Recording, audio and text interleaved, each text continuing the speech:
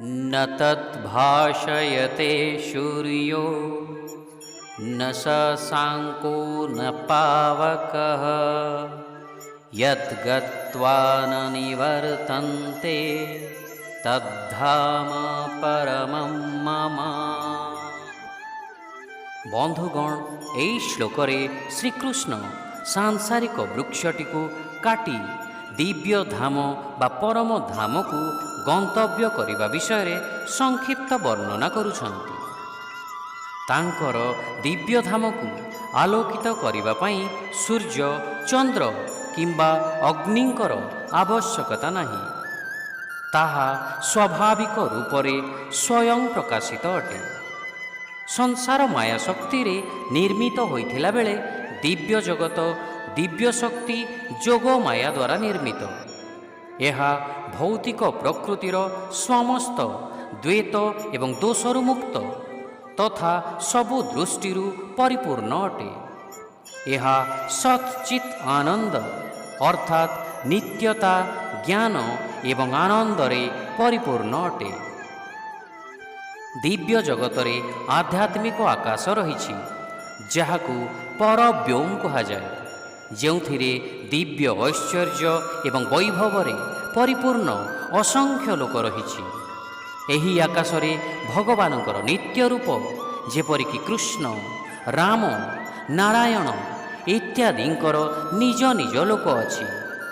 ସେଠାରେ ସେମାନେ ତାଙ୍କର ଭକ୍ତମାନଙ୍କ ସହିତ ନିତ୍ୟ ନିବାସ କରି ଦିବ୍ୟ ଲୀଳା ରଚନା କରନ୍ତି। ଶ୍ରୀକୃଷ୍ଣଙ୍କର ସ୍ତୁତି କରିବାକୁ ଯାଇ ସ୍ୱୟଂ ବ୍ରହ୍ମା ବ୍ରହ୍ମ ସଂହିତାରେ କହୁଛନ୍ତି, ଗୋଲକ ନାମ୍ନି ନିଜ ଧାମ୍ନି ତଲେ ତତସ୍ୟ ଦେବୀ ମହେଶ ହରିଧାମସୁ ତେଷୁ ତେଷୁ ते ते प्रभाव निचया विहिताश्च येन गोविंदम आदि पुरुषम तम अहम भजामि। अर्थात এই দিব্য আকাশରେ ଶ୍ରୀକୃଷ୍ଣଙ୍କର ଧାମ ଗୋଲକ ଅବସ୍ଥିତ। ଏହି ଆକାଶରେ ନାରାୟଣ, ଶିବ, ଦୁର୍ଗା ଇତ୍ୟାଦିଙ୍କର ମଧ୍ୟ ଲୋକ ରହିଛି। ମୁଁ ପରମ ଦିବ୍ୟ ପୁରୁଷ ଶ୍ରୀକୃଷ୍ଣଙ୍କର ସ୍ତୁତି କରୁଛି, ଯାହାଙ୍କ ଐଶ୍ୱର୍ଯ୍ୟରେ ଗାରିମାରେ ଏହା ସମ୍ଭବ ହୋଇଛି। ପୁଣି ଶ୍ରୀକୃଷ୍ଣଙ୍କର ପରମ ଧାମ ଗୋଲକ ବିଷୟରେ ବ୍ରହ୍ମା ବ୍ରହ୍ମ ସଂହିତାରେ କହିଛନ୍ତି, ଆନନ୍ଦ ଚିନ୍ମୟ ରସ ପ୍ରତିଭାବିତାଭିଃ ତାଭିରୟ ଏବ ନିଜ ରୂପତୟା କଲାଭିଃ ଗୋଲକ ଏବ ନିବସତ୍ୟଖିଲାତ୍ମଭୂतो ଗୋବିନ୍ଦମ ଆଦି ପୁରୁଷମ ତମ ଅହମ ଭଜାମି। ଅର୍ଥାତ୍ ମୁଁ ସେହି ପରମ ପୁରୁଷ ଗୋବିନ୍ଦଙ୍କର ଆରାଧନା କରୁଛି, ଯିଏକି ନିଜ ସ୍ୱରୂପର ଅଂଶ ଶ୍ରୀ ରାଧାଙ୍କ ସହିତ ଗୋଲକରେ ବାସ କରୁଛନ୍ତି। ସଖୀମାନେ ତାଙ୍କର ନିତ୍ୟ ପରିକର ଅଟନ୍ତି, ଯେଉଁମାନେ ସଦା ଆନନ୍ଦମୟ ଦିବ୍ୟ ଶକ୍ତିରେ ଯୁକ୍ତ ଅଟନ୍ତି ଏବଂ 64 କଳାର ମୂର୍ତ୍ତି ମନ୍ତ୍ର ସ୍ୱରୂପ ଅଟନ୍ତି।